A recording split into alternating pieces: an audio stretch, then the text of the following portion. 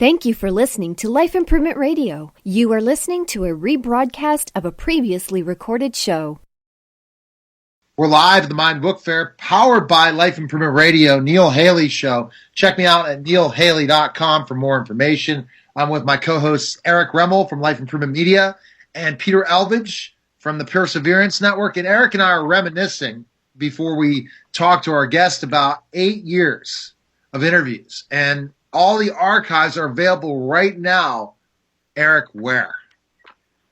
Heliumradio.com. So if you just go to heliumradio.com, click on podcasts, and there's a button for Miami Book Fair, and you can go back all the way to 2010, our first year down at the Miami Book Fair, and check them out.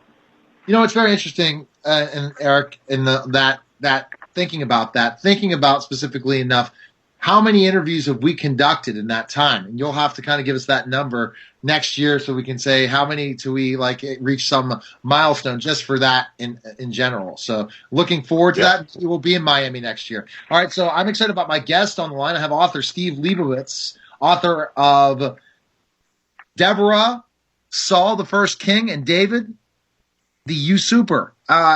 Steve, thanks for calling. How are you, man? Well, I'm great. Thank you for having me. Okay, so now you got to kind of educate me. I'm just going to go right into educate me. Now, you're talking about scrolls, and I'm Christian, so I want to know about these scrolls and the kind of storyline of how you wrote about this and all that. Tell me about yourself. Okay, sure. I think, the Old Testament is the root of the New Testament. Mm-hmm. So this series of books are part of the foundation of contemporary Christianity and the whole Judeo-Christian idea. That's the point of the covenant and the scrolls. That's the theme of the three books. That's what ties them together. The covenant is the idea of having a direct relationship with Spirit or with God. And the scrolls are about having a more legalistic relationship with Spirit or God. You know, the Ten Commandments and the rules and that kind of thing. And Deborah is the first book in the series, and she has a direct relationship with Spirit. She just feels it, knows it, comes from that place. Interesting. Okay, and because of your background, is that why you wrote these? Because you want Sure. I'd like to share that. My wife and I went to Israel about 8 years ago, and we went to Megiddo. That's in current terminology, that's Armageddon. That's the place where the final battle between good and evil is fought. And in Megiddo, they have a tell, which is a mound of civilizations. That this particular tell at Megiddo goes back pre-Hebrew, pre-Abrahamic. And it's topped off.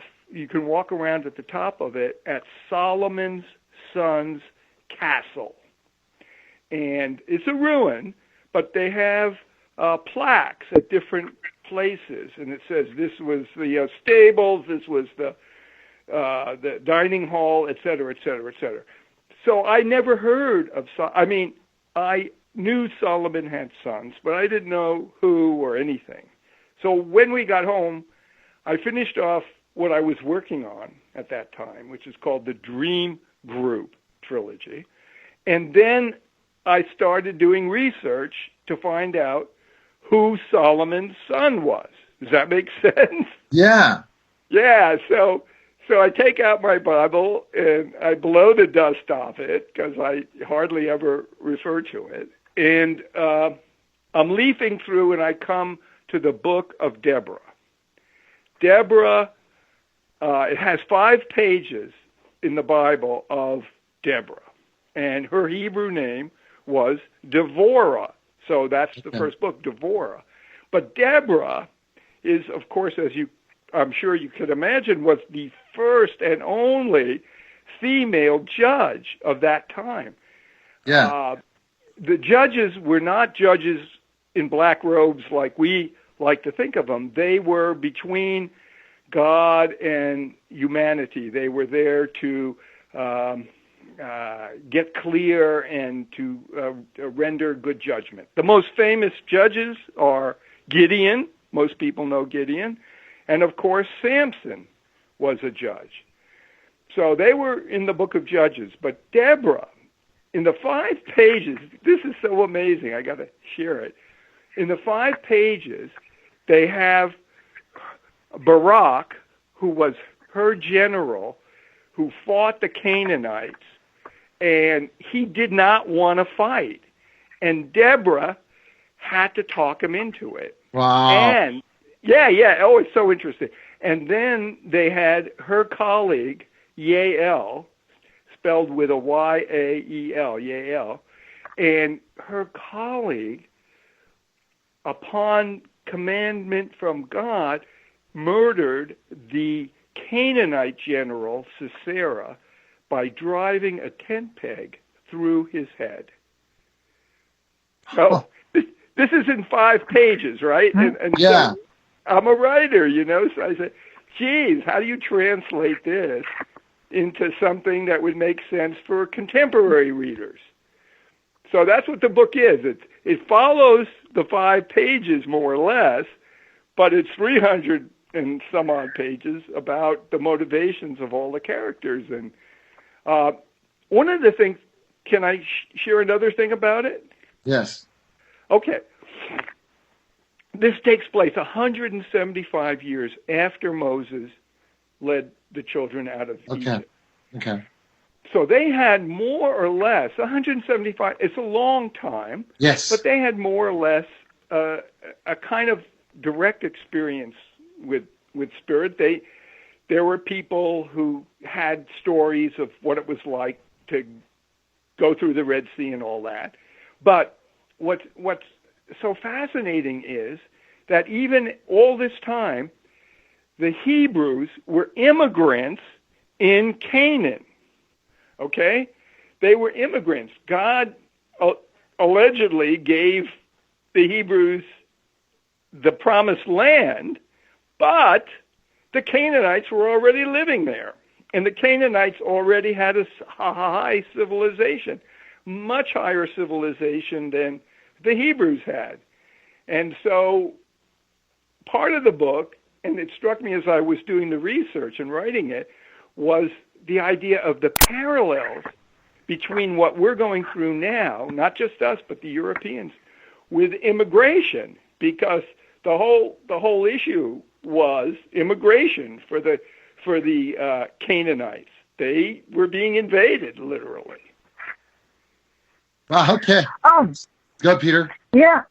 So I was just curious, what was your driving motivation? Was it curiosity? Was it something that relates to all this for a personal background thing? What was your ultimate drive to creating the book series? Okay. Aside from the curiosity of finding out who Solomon's son was, is I think my previous book, the nonfiction book that was published, was called The New Professionalism, Connecting Science and Spirit. And it's that idea of connecting science and spirit that drives me even now, and in my coaching practice and my new book, it's all about connecting science and spirit. And so that's what I'm trying to communicate, that the distinctions that we make between spirit and science, between God and man, are artificial, that they're created by, for lack of a better word, ego, human ego, that, it's not that way. That's what I think. So I'm going to jump into Saul, David. I'm very familiar with Saul and David. Okay. Because in the Christian Bible, it really talks, about the kings and how King Saul was the more powerful one, and David just came out of nowhere, and yet he fell. And he fell like all of us do as human beings in so many ways.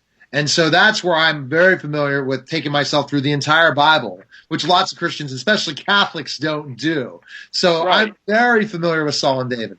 I think that looking at Saul as he was just so he was kind. Would you say he's kind of blind in so many ways because he was the first king, and Right. that David was so unbelievable, and yet he allowed temptation to destroy him.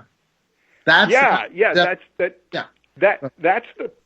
What you said is the popular view. I think my appreciation of Saul is that the way he became king is the prophet Samuel told him that God had chosen him to be king. Do you recall that? Yes. Okay, yes.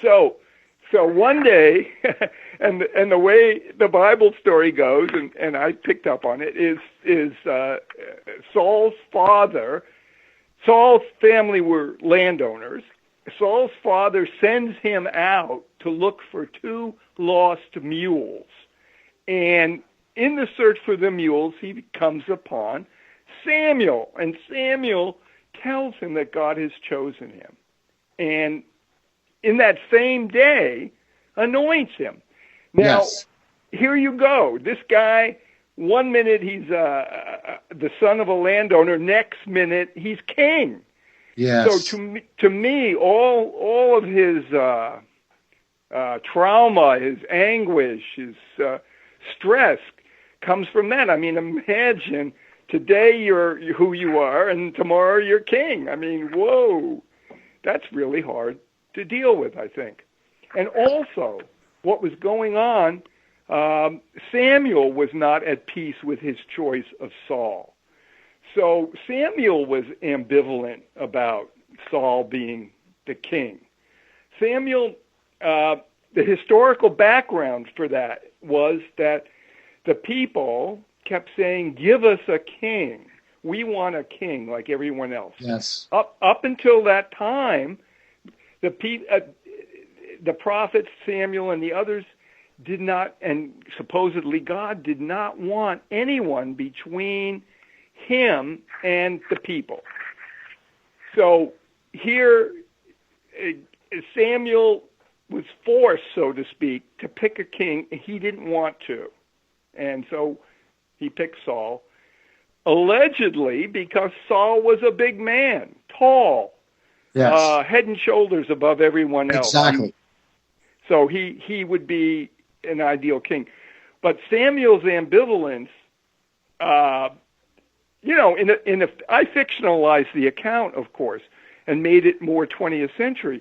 But still, the man, the prophet, the great prophet that he was human, and he had ambivalence. And so when Saul screwed up, which he did repeatedly, he was told to go anoint David, right? God tells Samuel that he's disgusted with Saul and he wants someone else to be king.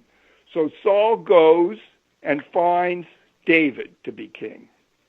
And so while Saul is still king, he makes David king also. Yeah. I mean, that's hard stuff. But see, the David Goliath is the other part of this for people out there. I know, guys, I'm far-reaching this, Eric and Peter. Jump in when you can. That's why I said so fun about this is that we have such a wide variety of authors on the program. But I'm so familiar with Saul and David. Eric, do you have anything to jump on this one, or anything to add? Not really. I was just mesmerized listening to your conversation and what you guys were talking about. Really interesting. And I was kind of curious, like, you've got such an interesting, work of a collection of work so far. Anything in the horizon, like what you're going to work on next? I mean, I'm kind of interested to hear what's coming down the turn, maybe. Sure. Thank you. Thank you for asking. What I'm working on now is called The Timeless Deep. And it's about 3/4 done, and it's based on a National Geographic article, which maybe you have seen, about people diving off the Greek island of Antikythera and they find an ancient computer on a 2,000-year-old Roman wreck. Now, it's not a computer like we think of a computer. It's more like a mechanical computer like they had in the Middle Ages. And they're, this is all true. And they found lots of treasure, and there's a museum in Athens with all of what they found in the computer. But the fact is that they have not found all the pieces of the computer, so they're diving for more, and that's what the story's about. Absolutely. Very cool. Very. So Deborah, jump back to Deborah. Okay. Now, what does Deborah have to do? So that's first before Saul and David. Deborah, the connection, how's that connectivity? So I'm so familiar with Saul and David, as I said before, but the connectivity that you have to read the first scrolls, the Covenant and the Scrolls, book 1, before we can get to book 2 and 3. What? No, you don't have to. Every one of them stands on its own. Okay. So it's better. It's better to read. It's better to read book 1. Okay. All right. Because, all right, the connection is the Covenant and the Scrolls.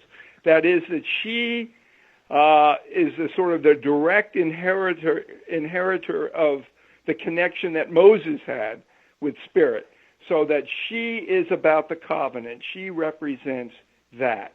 And so her whole story about Barak, convincing Barak that he had to fight, and the immigrants, and all of that with the Canaanites is yes, it's a precursor, but it's the same basic thing that she struggled with, the need to act in the world and to be guided by Spirit. And so that was Saul's thing and David's thing too. David, when he was at his best, was totally unified with Spirit. He was in the covenant, and it's beautiful. And Saul as well. Saul's best moves were guided, but they all slipped up, right? They all got into the scrolls. They all got lost in the legalistic interpretations of Spirit, and that was their downfall. All right, so and that's so interesting. So where's the best place we can purchase your books and learn more about you, Steve? Where can we go? Amazon. All of them are on Amazon. So please feel free to go there. My website is hqpubs.com for the publisher, HarmonyQuestPublications.com. hqpubs, Pubs.com. Fantastic. Best of luck at the book fair. Very, very interesting information, and thanks for calling. Okay, thank you. Take care. Okay, see you later. Bye. See you. Bye. You're listening to Neil Haley Show, and we'll be back in just a moment, powered by Life Improvement Radio. Thank you for listening to Life Improvement Radio. The views expressed by show hosts or their guests are their own and shall not be construed in any way as advice from Life Improvement Radio.